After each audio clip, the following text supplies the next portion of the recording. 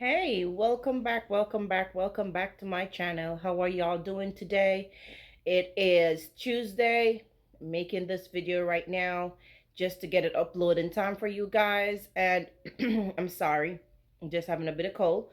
But thank you all for watching. Thank you all for subscribing. Thank you all for commenting. I really appreciate it.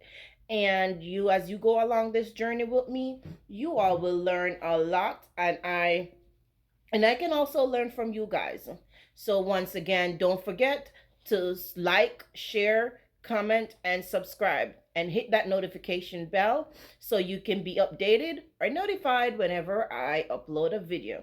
Now, in this week's topic, I'll basically be talking about self care and triggers, because with mental illness, sorry, with mental illness, there are signs that shows, people you can look out for, your family member and friends can look out for, that can show them or let them know that, hey, I'm not in the best of mood right now, or I'm about to have a breakdown or a mood change. So for every individual, this is different.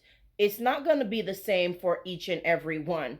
But you have to be mindful, you have to be aware of yourself and what triggers you, because with this, it's going to help you along the way to be calm, to control your anger, to control your depression, your anxiety episodes, and also just for your family, your friends, your loved ones. It's going to help them, and they can also help you along this journey, because they can also go ahead and let you know or do whatever they can to assist you with not having a breakdown.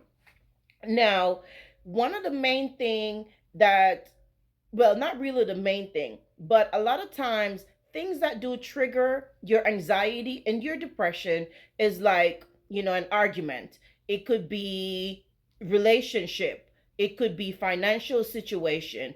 It could be it could be, your job. It could also be, losing a loved one. It could be anything that triggers your depression. And if it's not being controlled, then you'll start having suicidal thoughts.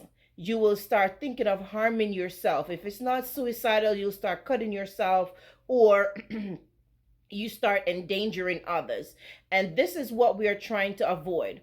So the first thing you need to do is to go ahead and identify what trigger your anxiety and your depression, what triggers your mood swings, what trigger your bipolar disorder. Now, a lot of these things are under medication. Like for myself, I am on medication to help me control, because sometimes or some days are better than some days I'm able to control it, some days it's off the chain.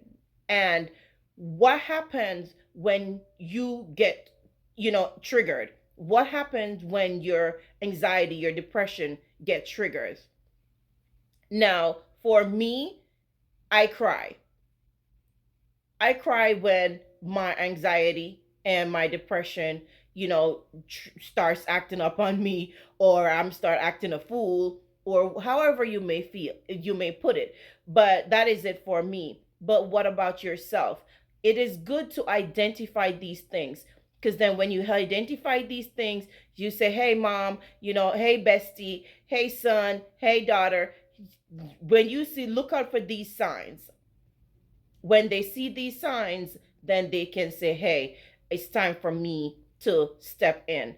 Now, when they step in, how can they help you? Or what do you do for yourself when you start having these episodes? Now, for me personally, I listen to music. I'm a lover of music. I don't care which genre.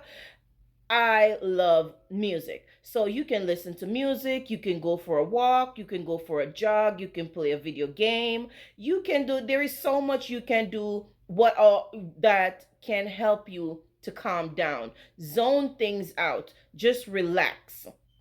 Think positive things. Do something to distract you from those episodes, or from those episodes coming on. Now, It's not as easy as it sounds because I'm in that position. It's easier said than done, but it is possible. Now, because this is possible, it is within you to push yourself. Do you want to wake up every day feeling the same? Do you want your kids to see you being drowned in tears and being highly upset every time, irritated every time they talk to you or they play or whatever it may be? Do you want to see your husband? Do you want to see your parents? Do you want your friends to be calling and you like you're completely ignoring them? I've lost a lot of friends because of it. And it's not a good feeling because gradually after time, you will start feeling alone. You start feeling helpless. You start feeling like nobody want to be around you. But so we have to take control and be reminded that we cause this on ourselves because we push people away. Our behavior, our attitude, the things that we say. So in order to avoid these things, we have to identify our triggers and find ways to distract us from our triggers. Therefore, we won't have an episode. Now, let's talk about relationships. And for a lot of people, that's one of the biggest trigger. Really, our relationship or marriage is not going according to plan. We got a cheating husband, a cheating boyfriend. We've been abused mentally, physically, emotionally, you name it. But sometimes, or not even sometimes, every time, our health is more important than a marriage and than a common law relationship. It is important to take care of us. Now, it's not easy to be in a 10-year, a 15-year, a 20-year, 30-year marriage and walk away, especially when you have kids.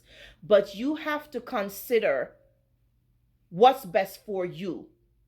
Staying in this marriage, staying in this relationship, that's going to keep draining you. That's going to have you crying, keep wanting to commit suicide or wanting to take your own life, harming yourself, pushing away family. Or do we want to work on ourselves? Let's end it. We can co-parent if you have kids together. If you don't have kids together, just separate. Because at the end of the day, us females tend to cry way more than males. Us females tend to worry more than males. They are out there doing whatever they do, and we sit at home or in the car trying to track them down, trying to argue with the other lady, the mistress, trying to figure out what's going on. What we need to do is work on ourselves. Figure out what we can do different. Not to please them, but to please yourself, to make yourself safe, to make you and your family, your loved ones, your friends happy. Happiness comes from within. And if we sit there and allow someone to walk into our life and destroy it, destroy our mental being, destroy our emotional health, destroy everything about us, you don't even want to look in the mirror, then something is wrong and it's time to walk away. It's not easy to walk away, but you can. And a lot of us is afraid of starting over. I've started over multiple times. And it is okay. It's not the easiest, but it is doable. We have to put ourselves first. Love ourselves before start loving someone else. And when we do walk away, ensure that you don't rush into anything. You need to take time to heal. Take time to, figure out who you are, what you want, what you're looking for. Because we don't want a reoccurrence of what happened. You did one person or you out of a bad marriage only to find yourself in a worse situation or the same situation, just a different person. So that's what we're trying to avoid. So you have to search within. Now, in a video previously, I mentioned that therapy do works. Now, therapy is not for your personal relationship to dictate who you messes with or who you don't. Therapy is a way of helping you control your anxiety, control your depression. It helps you with just identifying yourself, soul searching, looking deep within to find out, who am I? What is my purpose? Therapy helps me a lot. And you hear me talk about therapy because I know it works, because it works for me. The other day I was talking to my therapist and she's like, Renee, a few months ago, I was worried, really worried. She meant to call to have me admitted to the mental hospital before, twice actually. And that's because some days I'm better than some. And it's like I want to walk away, but I don't want to walk away because of all the years I have invested. But then after a while, I have to realize that, hey, my son is growing. My son sees everything, he hears everything. If I don't want good for myself, is this what I want for him? What example am I showing, am I setting for my son? And then I made the decision. And it was the best decision ever. The best decision ever to work on me, work on myself. Sometimes in self-care, we have to stop thinking about everyone and just think about ourselves. Take some time to breathe. Take some time to do things that we love, things that we enjoy doing.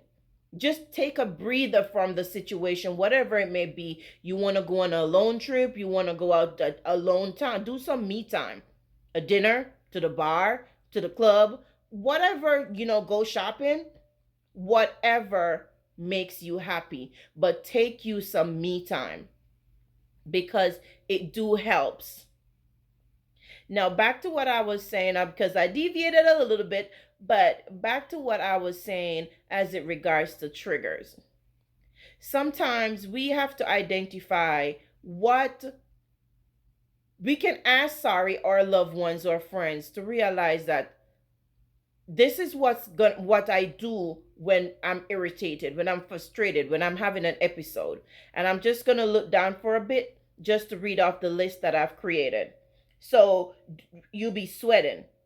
You have red face, you're acting hyper, being rude, swearing, becoming very quiet, self-isolation, loud voice, crying, and rocking, sleeping a lot, clenching your teeth.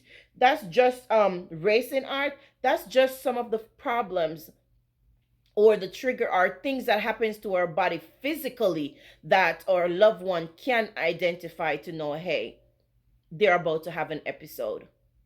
Let me try to step in and assist. Now, every time, it's not going to work for everyone. It won't. But you have to get pen, get a piece of paper, start writing it down. How do I feel? Now, I woke up this morning. It's called journaling. Yeah, that's what it is. I'm bad at it. I started, I missed a couple days, and then I start back. But I'm working on my consistency because I procrastinate a whole lot. However, journal, write down how you're feeling each day. Whatever happened, whatever situation that makes you sad, whatever situation happened that makes you laugh, you know, what you did for that day, whatever you think is noteworthy, go ahead and write it down every day. Sometimes you can look back, because for me, sometimes I do look back in my journal to see, and I'm like, okay, I start life of some things, or I do read some things where I'm like, okay, let's get it out. We're not going to focus on the negativity today. It's strictly positive. Positive vibe, positive vibration. That's in the past. I am moving forward. That's what I tell myself when I look back in my journal and I see some of the things that are some of the days that was just horrible for me. Works for you, and I'll keep repeating this because everyone is different, are different, but always give you the information and you can use it. You can try what I suggested, or you can create something of your own. But our mental health is very important to us. And not just our mental health or physical health. Health. I'm working on losing weight, you know, and do I feel self-conscious about myself? Yes, I do. But at the same time, I don't let it get to me because that's something I can control. Monitor what I eat, drink a lot of water, try to work on exercising a lot more than I do, and that's for me. What about you? What are you self-conscious about? How can you fix it? Because if you're self-conscious about your body or you're self-conscious about something, then guess what? It's going to affect you. You're going to sit there being stressed and depressed over the situation, but it is fixable. You can fix it. You just have to find it within you. Pen to paper, pen to paper. Write it down. We can't always rely on our memory. So just write it down and work on it. Now, like my son been telling me, and he's my biggest motivator because he's very active. Wrestling, football, boxing. He's very active. Now he's on the bigger side, but he's very flexible. He's very fit. And y'all will meet him one day. But he keeps telling me, Mom, start slow. 15 minutes every day. It won't hurt you. Run up the stairs instead of walking up the stairs. You know, small things he'll suggest to keep me going. And I'll do it. Well, of course, I drop off track sometimes. But that's just me. And I'm just saying, everyone is different. You figure out what works best for you. Now, just before we go, I'll just run down a list of things that I know I've mentioned it earlier, but I'm just going to go down a list of things that may help you to calm down. You know, when you're stressed, you're depressed, you're feeling your anxiety episode, you know, just these are things that will or may help you. Some work for me, some don't. But I'm just going to run down a list. Now you have time out in your room, talking with friends, exercise, taking a hot shower, ripping paper, bouncing a ball, drawing, being around others, calling family, listening to music, talk with an adult, a cold cloth on your face, screaming into pillow, being reading a story, doing chores. You could even read a book, coloring. I mentioned journaling earlier. You can do journaling, playing cards, making a collage, water in your hands, molding clay, punching pillows, playing video games, getting a hug, taking deep breath, and drinking hot herbal tea. A lot of these things will help you to relax, especially reading. When you sit, you read, you're so into the book, into the message, that you basically forget about what it is that will bothering you. So to figure out a way that will help you to relax, help you to calm down, and also talk to your loved ones. Let them have an idea what to look out for whenever you're having an episode so they know when to step in. Not just for your city, but also for theirs. Around. You want to be around. We have to take care of our mental health. We have to walk away from toxic friendship, toxic relationship, anything that's negative in our life. We have to walk away. It's not easy, but it can be done. So think about it until our next video.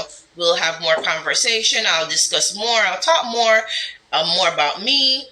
I'll talk more about, you know, mental health, mental illness, you know, you name it, relationship, we're going to talk about it all. But until next time, you do have a great day. Enjoy the rest of your week. And also, if you're feeling suicidal, reach out for help.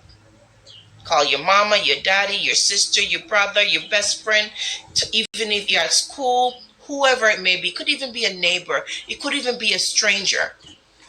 Talk to someone for help. Reach out for help.